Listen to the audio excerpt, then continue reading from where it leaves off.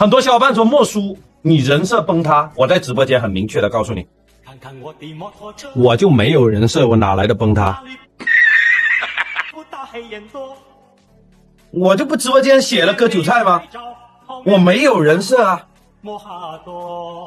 而且我的售后标准，有问题找商家，商家解决不了问题找我，如果还是解决不了，来大家我买飞机票来一起去堵他门口来。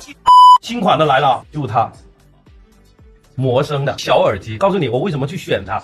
市场上长得差不多的耳机非常之多，我为什么选它？魔声是美国的，但是它是授权国内，但是它做的耳机都要给美国那边品控。打开，夹耳朵的，而且这回不灵会亮的。好玩的来了，你看它的造型。等一下我一个一个给你们全部放开，你们看到没有？它进去了，而不是完全的入耳是塞进去的，而是它套进去的。好 ，OK， 来第二枚，你看它是进去了，以前是挂耳朵挂上去的。第二个。它重量特别轻，还有一个好玩的来了。当你在播放的时候，记住那两个按键啊，摸一下是没有任何反应，双击暂停，点3下切换下一首歌。多人关心，续航，它是400毫安的充电仓，这一个才35毫安，开大了70%吧，能用5个小时左右，然后配合这个充电仓，约30个小时。听好了哈，就只有在我直播间买才有啊。